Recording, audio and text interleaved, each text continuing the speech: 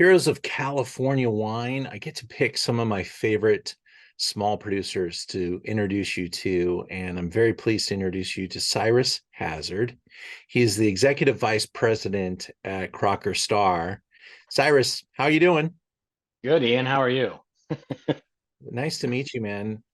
Thanks for doing this with us. We love to learn about the small brands that matter. And Pam Starr is your winemaker. She's really, a force to be reckoned with. She's got a long history. Was Spotswood, right?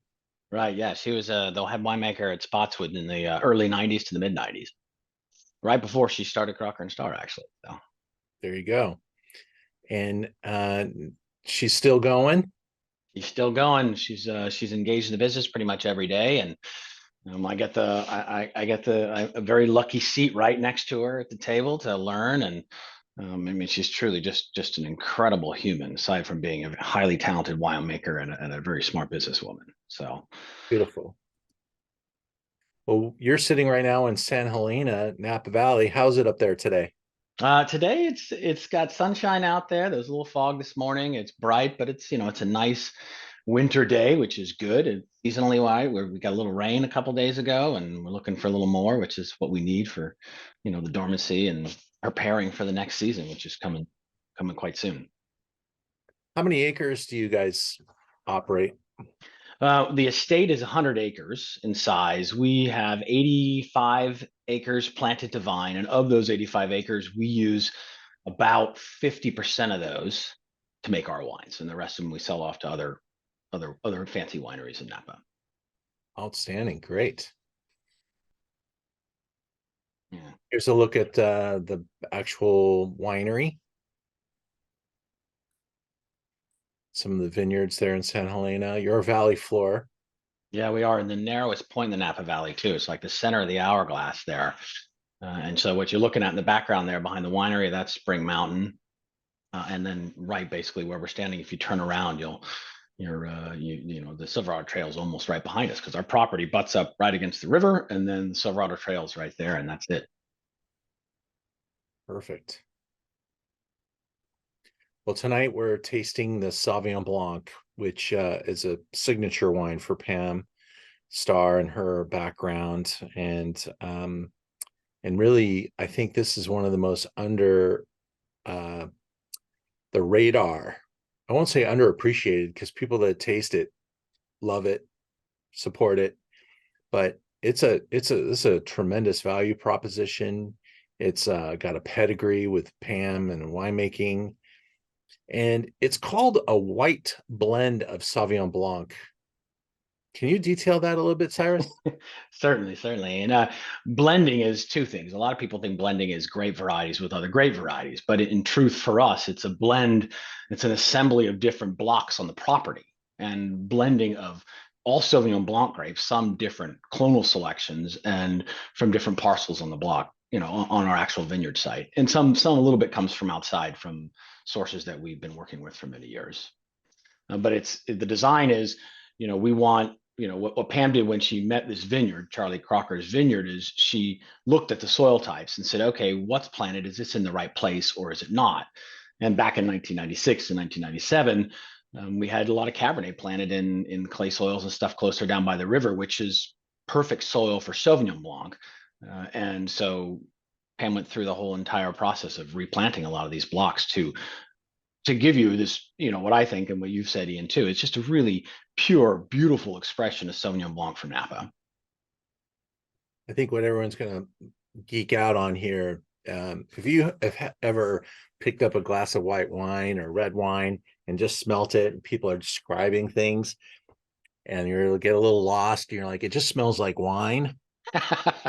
Yeah.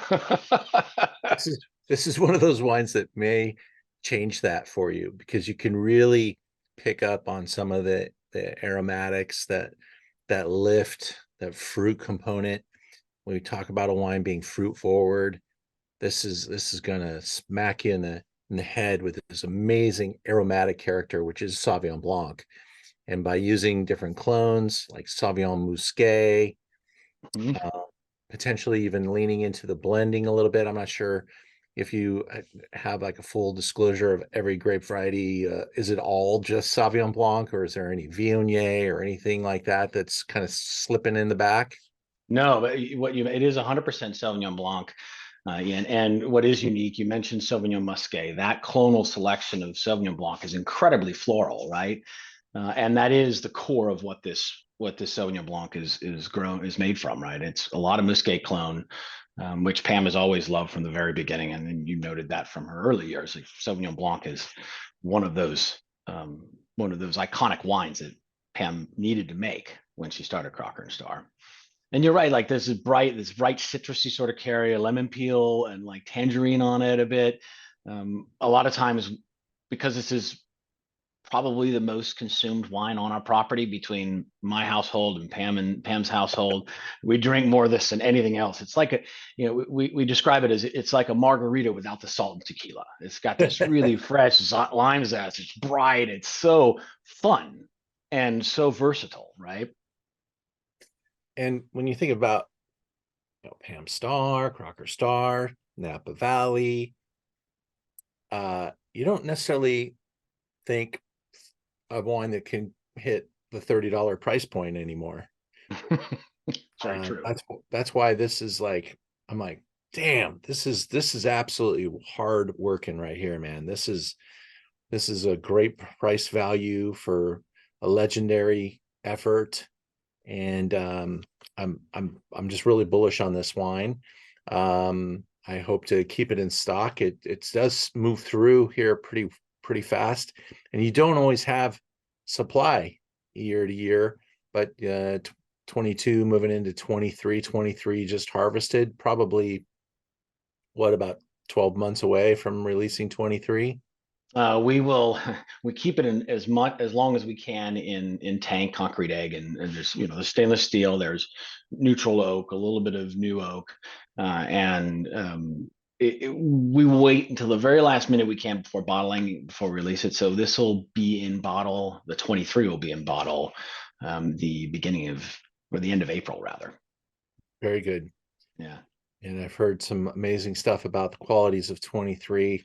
Also, the quantities of 23 are going to help us, because we had some pretty challenging quantities with 21, 22, obviously 20, fire vintage, and really challenged everybody.